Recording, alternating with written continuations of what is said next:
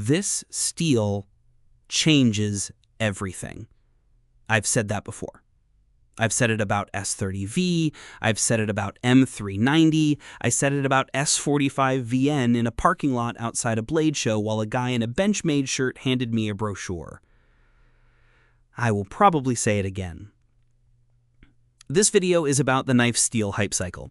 It is about the way we, and I mean WE, I'm absolutely in this with you, convince ourselves over and over that the newest steel is a quantum leap, a revolution, the thing all the previous steels were building toward.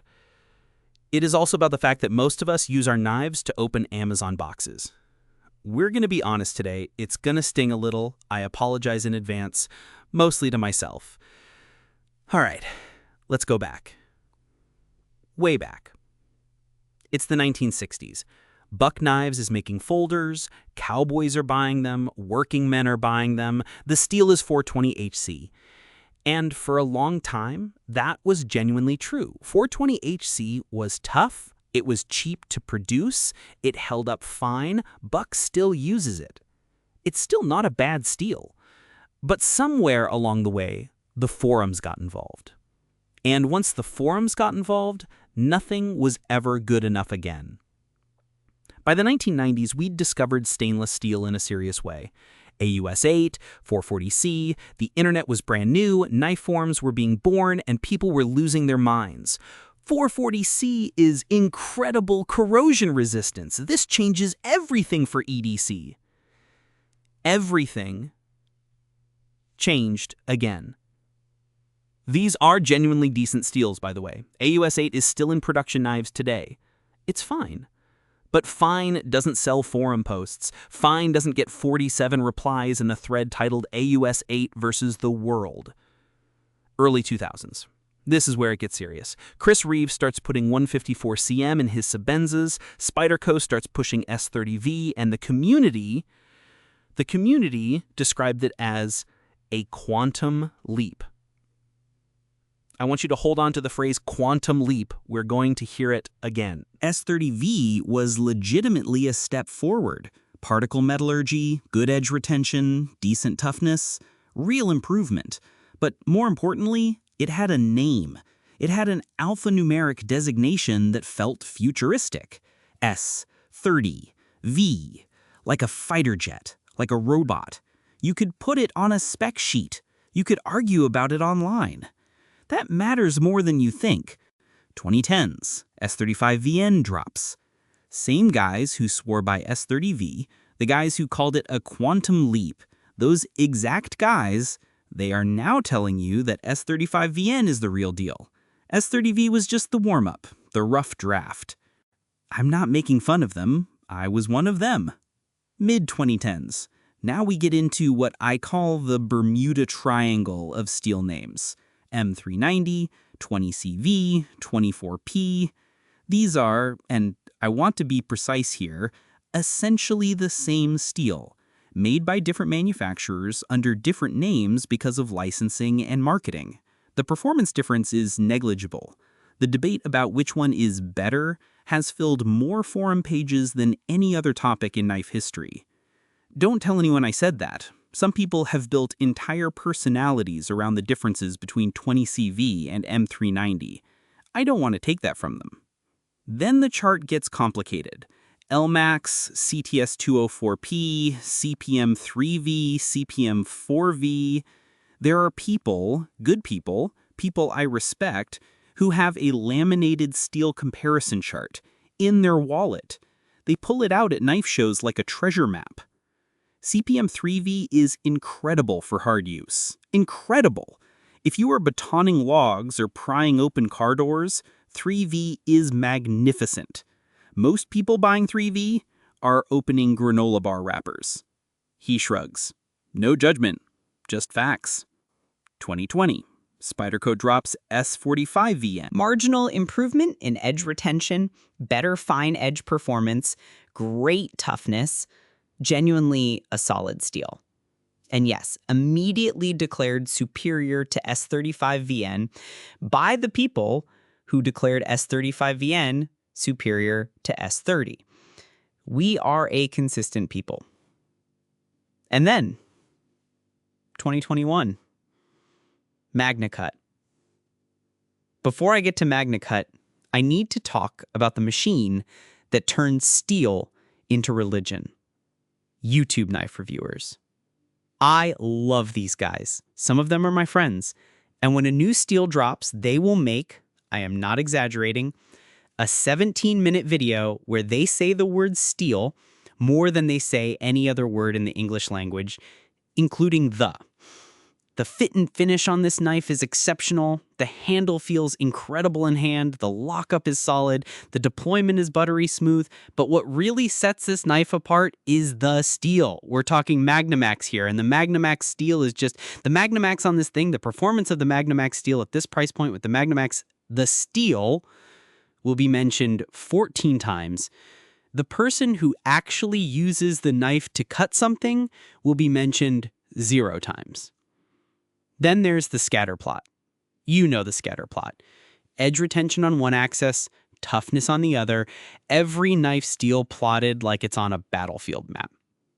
There are guys on r/knives debating the corrosion resistance of LMAX versus M390 who have never once touched a sharpening stone. They couldn't put an edge on a butter knife, but they can cite that scatter plot like a scripture verse. No shame, we all start somewhere. I just find it funny. Manufacturers figured this out a long time ago. Every product launch now includes a steel announcement, now featuring the new steel for ultimate performance. And forums. Oh, forums. Someone asks on Blade forums, what's the best steel for an EDC folder? 47 replies. 47 different answers. Every single person is completely confident. One guy says S30V and gets roasted. Another says MagnaCut and gets praised. Someone inevitably says, just use D2, it's underrated, and starts a 17-post argument. Nobody agrees. Nobody ever agrees. That is the forum. The argument is the point. Okay. Here's where I have to get real with you and with myself. What do we actually cut? Amazon boxes, FedEx envelopes, zip ties on cable bundles, and Apple, sometimes, the occasional badly sealed bag of chips. That is the list. That is the full list for probably 90% of knife guys. The steel that holds an edge through 400 standardized cutting tasks is meeting the challenge of 12 Amazon boxes a week. It is rising to the occasion. It is more than adequate. But we'll tell ourselves, I need incredible toughness. I need hard use capability. I'm a hard use guy. He opened a FedEx envelope. The funniest thing to me, the thing that's painfully, beautifully true, is the guys with S90V folders, high-end steel, incredible edge retention, expensive, and they pull out a $199 box cutter for actual work because they don't want to scratch the blade, they don't want to get the finish dirty. The S90V knife lives in a drawer, or on a display stand, or in a rotation of knives that get carried but not used. I have a knife in my drawer that I have never used. I don't want to get fingerprints on it. It is a cutting tool designed to be held in a hand. I am afraid of my own fingerprints. This is where we are. Okay, MagnaCut. I want to be fair here, genuinely fair, because MagnaCut is different from most of what I've been talking about. Laren Thomas, actual PhD, actual material scientist, designed this steel from scratch specifically for knives with the goal of combining high edge retention, high toughness, and high corrosion resistance in a way that hadn't been done before. Those three things historically fight each other. He cracked it. This one actually was a genuine advancement. I want to be clear about that. The community was right to get excited. The community was not crazy this time. The community was, however, still the community.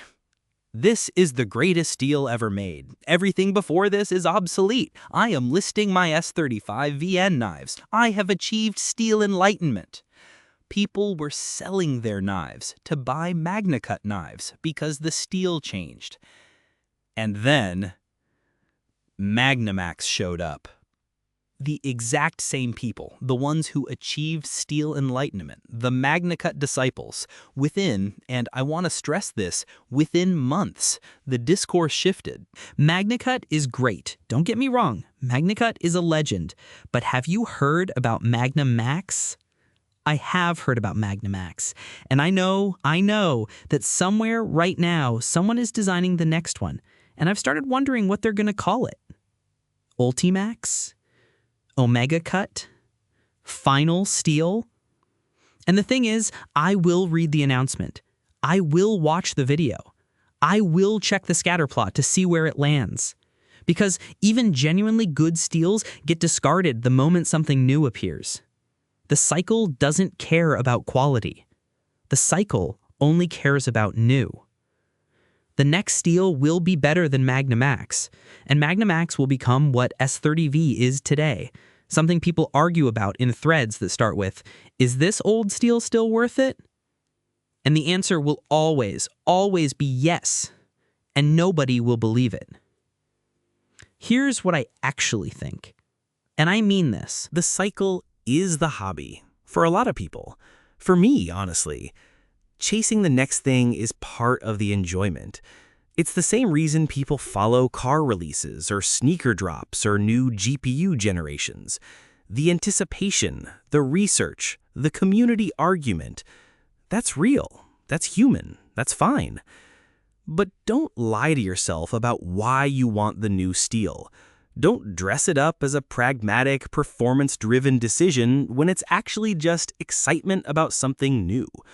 There is nothing wrong with wanting new things. There is something slightly wrong with writing a 7-paragraph post about edge retention science when you are, at your core, just excited about a shiny new knife. Be honest. I'm being honest right now. I don't need MagnaMax. I do not have cutting tasks that demand MagnaMax.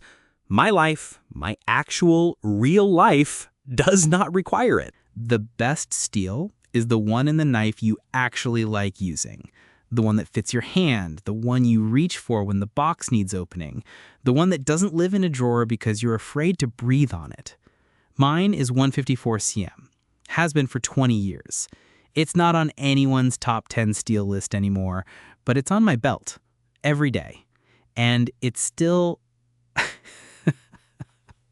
I was about to say changes everything. Old habits. Anyway, the cycle will continue. MagnaMax will be surpassed. There will be a steel after MagnaMax, and someone will make a YouTube video where they say its name 14 times in 3 minutes. And I will watch it, and I will think about it, and I will probably check the scatter plot.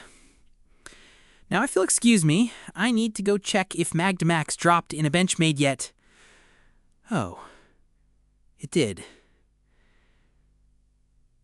This one changes everything.